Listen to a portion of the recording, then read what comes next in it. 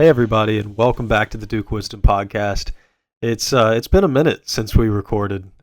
Two Duke basketball games have passed, and one is at our doorstep right now with Arizona on Friday, which will be tomorrow as you're listening to this most likely. Duke did drop its first game of the season to Kentucky. I know you know that. If you're listening to this, you know that.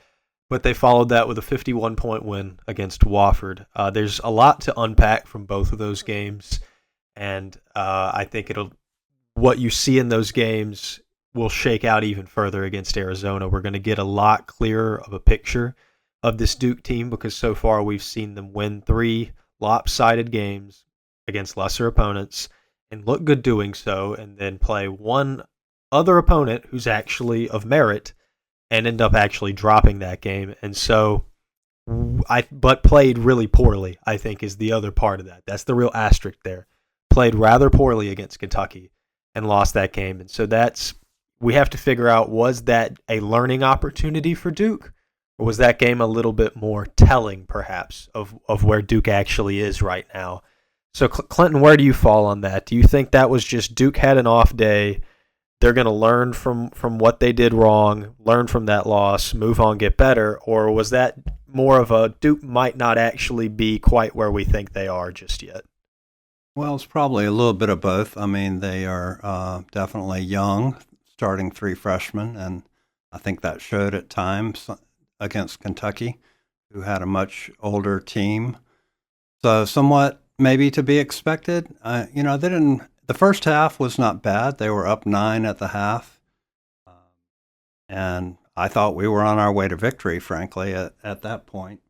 Yeah. And but then when you shoot 1 of 11 from 3-point land in the second half and 4 of 23 from the game, the way I look at it, they were really 1 3-pointer probably away from winning that game. If one of those 19 that they had missed had gone in, then we'd probably be talking a whole different storyline about Duke because they'd be undefeated, blah, blah, blah. And so I'm not too concerned about one game. The other 3 opponents, it's like playing a game of which of these things is not like the other. Kentucky is very much not like Maine and Army and Wofford. So we need a greater sample size, I think, before we jump to any rash conclusions here. Well, I was lucky enough to jump on the Locked On Blue Devils podcast last week with JJ Jackson. We discussed a little bit about whether John Shire got outcoached by Mark Pope, which I fall in the category of I don't think so. I think that John did a fine job. I think they got plenty of open looks and just missed them. Now, there's certain things you can complain about, I think, that happened in that Kentucky game. There are people that complained about not enough usage of Darren and Isaiah. I would argue I don't know if it was their moment quite yet to be put into that game, but there's also, Sion goes down, Kamon's constantly coming in and out of the game. Could have been nice to have had a little bit more depth in that game. Then there's, the argument that Duke played too much hero ball with Cooper Flagg down the stretch, which I will give some merit to that argument, and then I will take some away from it. Because Cooper Flagg was really the only guy getting buckets down the stretch. Until those last few possessions, he was doing a very good job of putting the team on his back.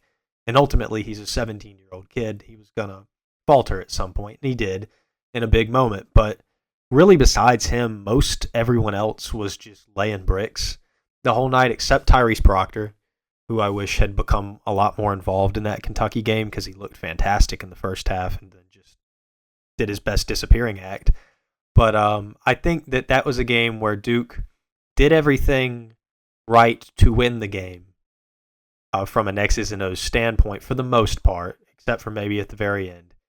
But they just couldn't convert on looks. And so that game didn't worry me because it was a game that I thought they were going to win for like 37 minutes.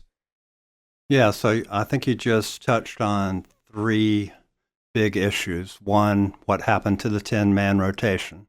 It became an 8-man rotation, and then 2 injuries, it became a 6-man rotation. Then, Cooper in crunch time was certainly an issue. We talked in the podcast before the game about, who's going to be that go-to guy. And I said Cooper Flagg, and obviously it's Cooper Flagg.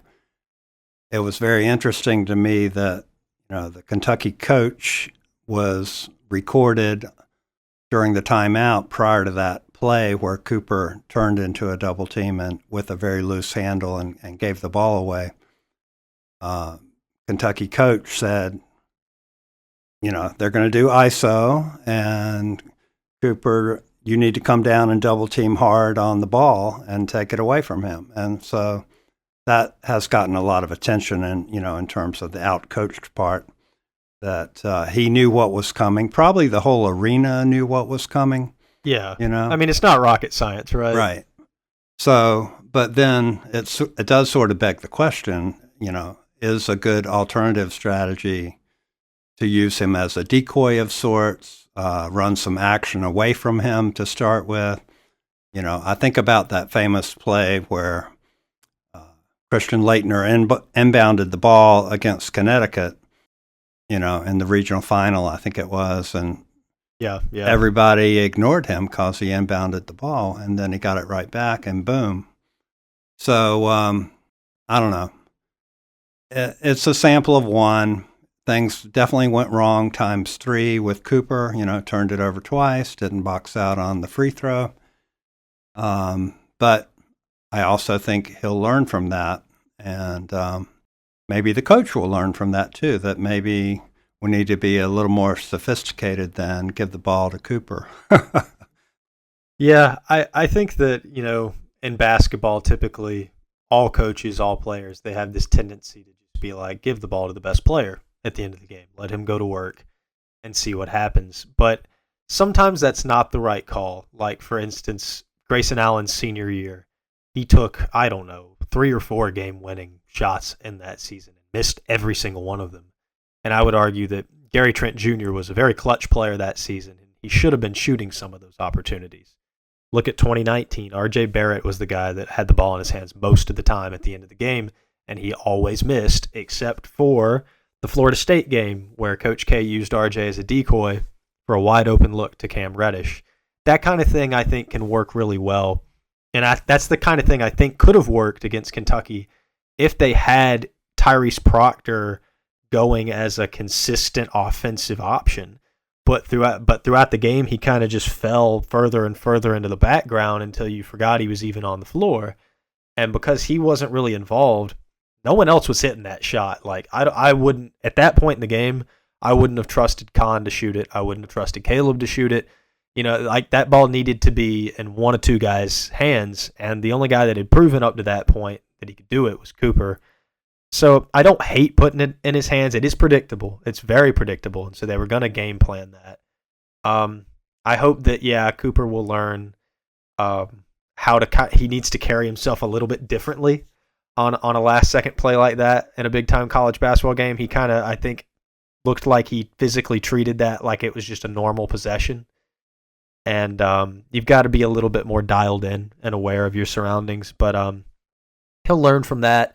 And John will get a little bit better at reading scenarios and knowing who needs the ball and how the other coach is going to game plan. And they'll get better from this. I think that Duke is only scratching the surface of where they're going to be. Kentucky really isn't going to get much better. They're all a bunch of 22-year-olds. So what we saw from Kentucky is what you'll probably see from them in March, or at least pretty close to that, in my opinion, at least. If there are any concerns about Cooper, he does have a loose handle sometimes. He's not always reliable from the free throw line. He was 7 out of 9 in this game. And his three-point shooting so far has not really been up to par, and that bears watching to see if he can consistently make the three, or people may start to play off of him a little bit until he proves that it can. But I did notice on the replay when he turned into that double team, Con Knippel was out there on the wing, and knowing Cooper, if he hadn't lost the ball with that loose handle and had his head up looking, he probably would have hit Con for a wide open three. But that's all water under the bridge.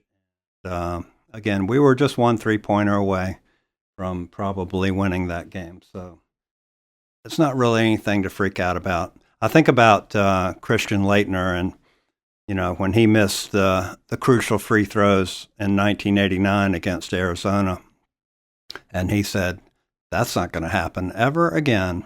And he learned from it, and he was Mr. Clutch in crunch time from there on. So hopefully we have a similar outcome with Cooper. Want to join a community of Duke accounts publishing news, theories, and predictions on Duke athletics? Join the Duke Wisdom Network. Just go to dukewisdom.org/join network today and fill out the form with your name and social media. Or you can DM at Duke_Wisdom on Twitter or Instagram. Become a part of the community of Duke fans publishing their takes today. Again, that's dukewisdom.org/join network to DM at Duke_Wisdom on Twitter or Instagram. Well, those young mistakes you mentioned for Cooper, I mean, that reminds me a lot of Paulo Banchero. He had a little bit of a loose dribble, had a tendency to put the ball on the floor a little too much. His three-point shot didn't come along until later in the season. That kind of stuff. I mean, Jason Tatum, he dribbled off the back of his foot on a game-winning play against State. So there's definitely shades of those guys in him, and just look how their careers have turned out. So there's really no reason to be concerned, I don't think. Oh, that's a good point. But let's move on to the game they won. They beat Wofford, who really let me down because on our season preview I talked about how Wofford was probably going to be the best non-Power 5 team they played in non-conference. Wofford sucks. Like they're not good. This is a game that Duke won by 51, held Wofford to the least amount of points that Duke has held an opponent to in the shot clock era. And yet, I really was like, Wofford could have made this like a 25-point game, or like if they had just shot somewhat respectably on wide open threes. Like Duke did not do a good job of defending the 3-point line. Did a fine job defending everything else. Not so good of a job defending the 3-point line. But the argument can be made: how good of a job do you need to do on the 3-point line when they're shooting 15%? You kind of want to let them have it at that point. But nonetheless, if Wofford could shoot the ball even remotely well in that game, that one wouldn't have been even close to a 50-point win for Duke. But it was. Wofford played really poorly. And offensively, I think Duke had a really good bounce-back game, a very distributed scoring effort, which you always like to see. I think Chris Spatola was calling that game, and I believe he said that if Tyrese Proctor is your leading scorer, if he's Duke's leading scorer, that is a really good sign for this Duke team. And, well, he was the leading scorer against Wofford. And I agree with him. I think that is a really good sign for Duke. If Tyrese Proctor's getting good shots, good looks, good opportunities, that bodes well for the offense. And look, at Cooper Flagg only needed 8 points for Duke to get a win by 51 points. And so I think that's a good sign. And it was a good way to bounce back from a loss, even if Wofford did play abysmally. It's probably a good sign when you're talking about only 4 people being in double figures instead of the normal 6. And Tyrese, of course, leading the way. Caleb had 13, and Evans was on the board with 14. He was actually the second highest leading scorer. So that was a nice upside surprise. In just 12 minutes. Yeah. But going into the stadium, I was telling my daughter, Wofford is a lot better than Maine and Army. This is going to be a lot better game than what you've been seeing. Then, I'm looking at the scoreboard, and it's like 31-7, 51-14, and I'm trading text messages with a friend about it being like a football score, and then they hit another 3, so they've got 17, and it still sounds like a football score. And crazy numbers. We just went off on those guys, which I think is proof you don't want to be the team that Duke plays after a loss. Yeah, the Terriers set us up for failure in a lot of ways. You and I, at least. Oh yeah. But I did enjoy getting to see Isaiah Evans cook the way he did offensively. He's a great player, and I've never had any doubt that he can put points on the board. The doubt's always been, can he defend in a big game?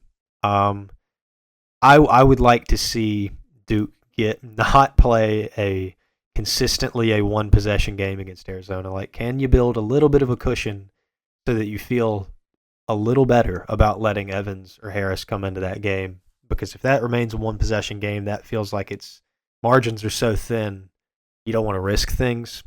And so I'd love to see Isaiah and Darren get in a big game situation.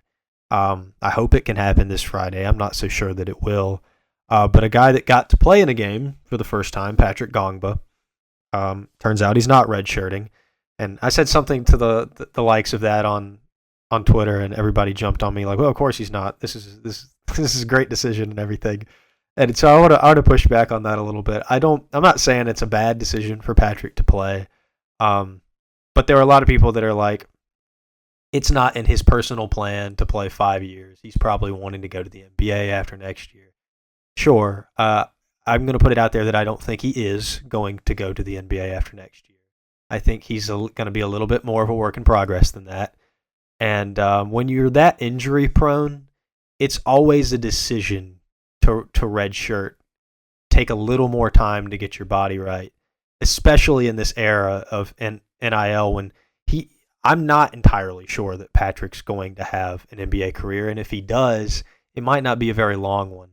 So there's always a decision that it's like I might be able to, if I play 5 years in college, that actually might bode well for me financially and for my game and for my health.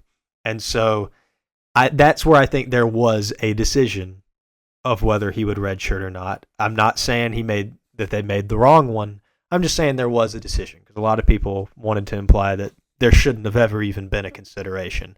But now that he's playing, I think that he provides something valuable to this team. I think that, Kaman's dealt with cramping, and obviously if he's not able to stay on the floor for long periods, I've expressed my displeasure with the fact that there's not another true center on the team besides, Patrick. And so he proved that he can finish around the rim. He's a good passer, which is really good to see. And I like just seeing him out there getting a little bit of run. He was able to play 11 minutes, which is actually a nice amount of run for his first game. What did you see from Patrick? What's your take on the redshirt scenario and all that? Well, I'm glad that he's playing. I think we do need the extra big. You never know what's going to happen. And especially coming up against Arizona, who's got a couple of big guys in the middle. They don't start, but they've got a lot of height.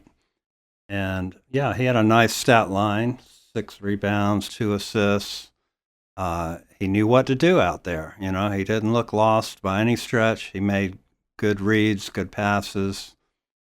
To get 6 boards in just 11 minutes, I see nothing but good things if he can stay healthy. And I'm thankful to have him. It gives us an 11-man rotation potentially, which is maybe the only downside, is we're so darn deep. I remember Coach K would usually go to his bench when we were up a few points and let the starters get a little breather in the first half. But he wasn't playing the 9th, 10th, and 11th guy. He was playing the 6th, 7th, and the 8th guy. But I did think we were a little bit gassed against Kentucky coming down the stretch trying to do it with 6. And that's a great example. We didn't expect to lose 2 guys to injury during that game. So having somebody like Gamba to spell Malawach and provide another big, it gives us more flexibility depending on who the opponent is. And certainly don't want him to redshirt. I don't think he's going to be around that many years, so I don't think he really wasted a year. He's still got 3 more after this, so probably not going to be a 4-year player. So that doesn't really concern me at all. Yeah, I don't think that he wasted a year. And the argument also is that even if he is a 4-year player in the current state of the transfer portal, I don't want to there's a good chance he might not play all 4 of those years in Durham. I mean, that's just the honest truth. if it ends up going that way. I hope that's not the case, but that is always in the back of your mind. That's but true. I think that and you mentioned Coach K's rotations. I think in the latter years of his career, he tended to go with a 7 or 8 man rotation, and then he'd have an 8th or 9th guy that would just occasionally come in for spot minutes. So that was like a Bates Jones, a Joey Baker, right? Whatever. But and John has seemed to follow suit with that in the first 2 years of his coaching. Jalen Blakes has been that guy more or less. TJ Power was sort of that guy as well. Now this team, I think that guy's it's looking like it's gonna be Isaiah Evans to me. But the interesting thing to me is that Patrick Gongba and Darren Harris are sitting right there, especially Gongba, because he provides something that Harris simply can't. Like Harris is just, you look at him and Evans, they play the same position, make a choice. Both of them won't be in the rotation by the end of the year. But Patrick's weird because no one else on the bench does what Patrick can do. And so there could be a defined role for him in that rotation. I find it hard to believe that they're going to consistently play 10 guys throughout the season. I mean, I think that would be cool. I think that'd be really cool to see something like that. I don't know if that's going to happen, but I think we're going to start getting a little bit of an answer on Friday. So I want to hear your projection. How many guys deep do you think John Shire goes against Arizona?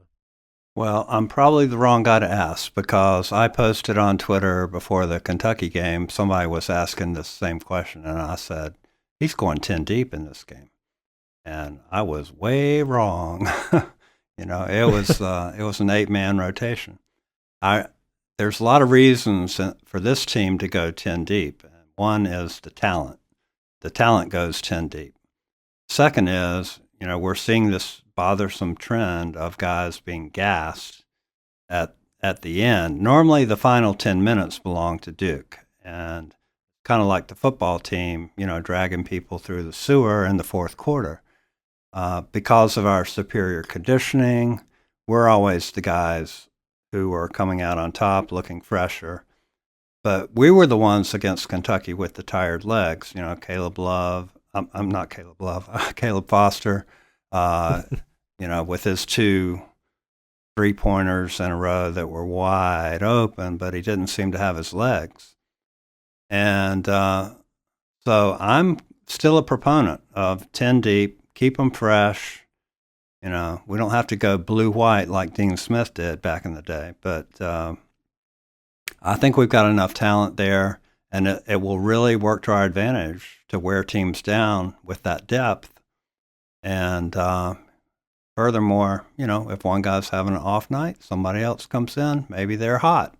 But you're not going to find out unless you put them in the game. I really would like to see Isaiah, for sure, get some floor time this time around. So I'm a proponent of taking Isaiah and Patrick especially. I don't know if there's a spot for Darren in this game yet, honestly. But especially Isaiah and Patrick. And just don't play both of them at the same time unless they get a pretty big lead. But one at a time, and John picks, 5 minutes left in the first half. Throw Isaiah in the game. That way he plays for about a minute, and then you hit the under 4. Now all he had to do was play a minute, and you've gained even more rest for whoever he just took out of the game. Caleb, Sion, whoever gets to sit there, recuperate for a little bit longer. And that way Isaiah's getting run in big moments, but it's not a very risky move. Like, it's just like, all right, let's get him a little bit of run. Let's get these guys a breather. We're accomplishing both of those things. And then heck, in that minute, if Isaiah Evans goes out there, he gets a bucket, leave him in a little longer. See if that lasts.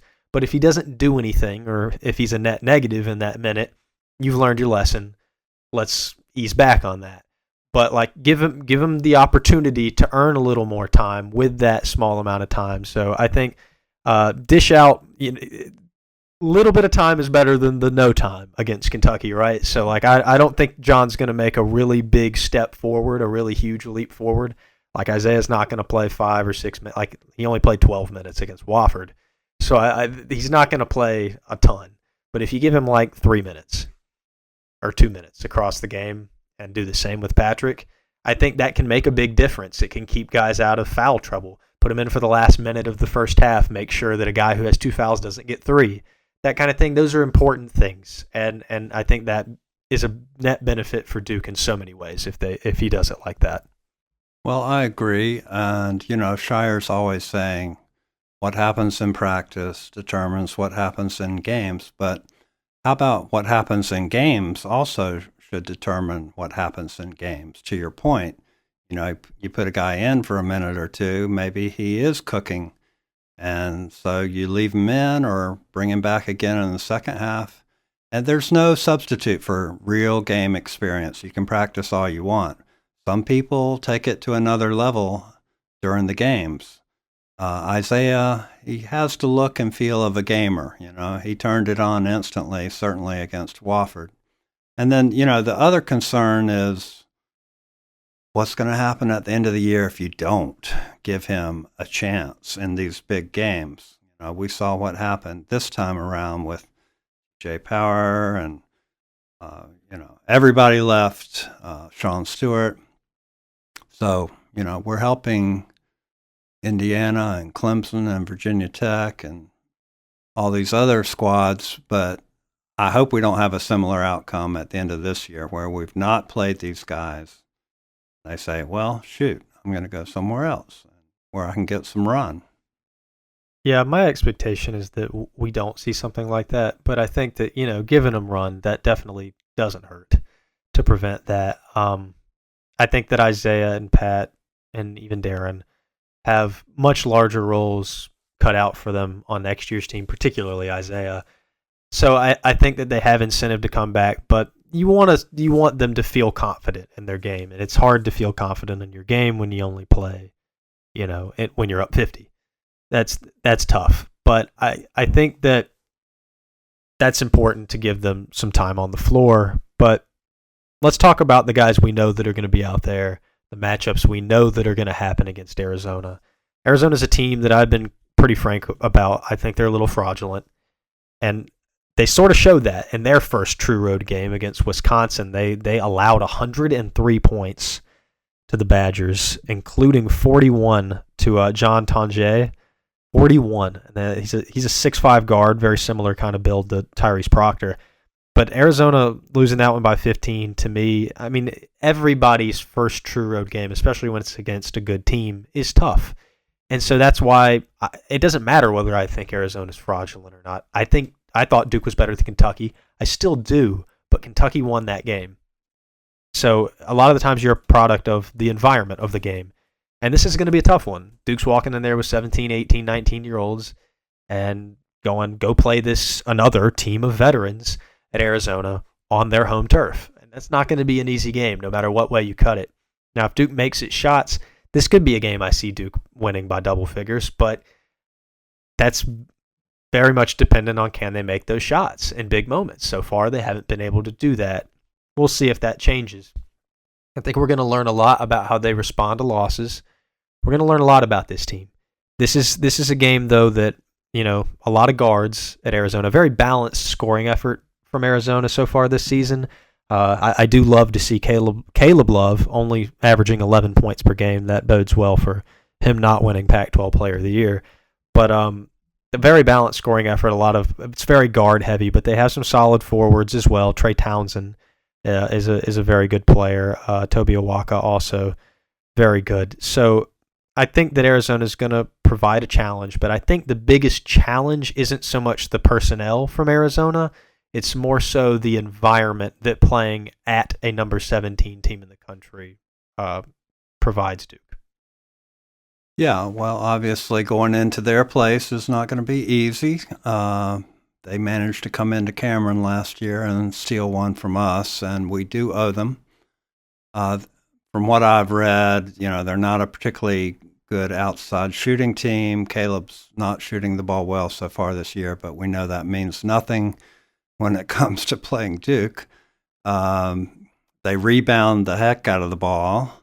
They've got a lot of size, which will be unusual for Duke because we're normally going to be the bigger team on the court with most opponents. And the hostile environment. I expect us to win, but I'm kind of the eternal optimist here. I'll be glad to take a 1-point victory as far as that goes, although I'd rather beat them by 20. But yeah, they fell to 17. I don't like the psychology of them coming in after a loss because that makes them more dangerous, just like we're more dangerous after losing to Kentucky. We just had a game in between to kind of get the bad taste out of our mouths, and they have not. So they're going to be highly motivated to play better. It's ending up being 12 versus 17, so it's not a top 10 matchup anymore. But it's going to be a ratings bonanza, I'm sure, as it always is when Duke is on TV, even though it's 10:30 at night. And thing I'm looking forward to the most, of course, is seeing Tyrese and Caleb locking horns and talking trash to each other like they were doing last year. Yeah, so I don't love the fact that Arizona's coming off a loss either. They're sort of feeling a little disrespected right now, but I think Duke should feel even more disrespected because this is a team that is clearly better than the 12th team in the country. And I think every single person that voted in that AP poll knows that. They're just voting in some sort of accordance to, they lost a game. Well, buddy, you now think Kentucky's the number 9 team in the country. Somebody had to lose that game, right? Like, I'd like to urge voters in the AP poll and any other ranking system, when 2 good teams play each other, somebody's got to lose. You don't have to punish the other one. Like, you can drop them, but you don't have to drop them. Like, the 6-12 drop was too much. And that's why I'm a little bit worried about this game. I do think Duke's going to win the game, but my brain is wandering to, well, what if they don't? Well, if they don't, they put themselves in a really bad start to the season. Like, it's not actually like season's over. They've got 2 losses already. It's not that big a deal. I mean, they were like 3-2 last season or whatever, or they were like 5-3 to start the year last year. Still ended up an Elite 8 team. So you don't really have to worry about that.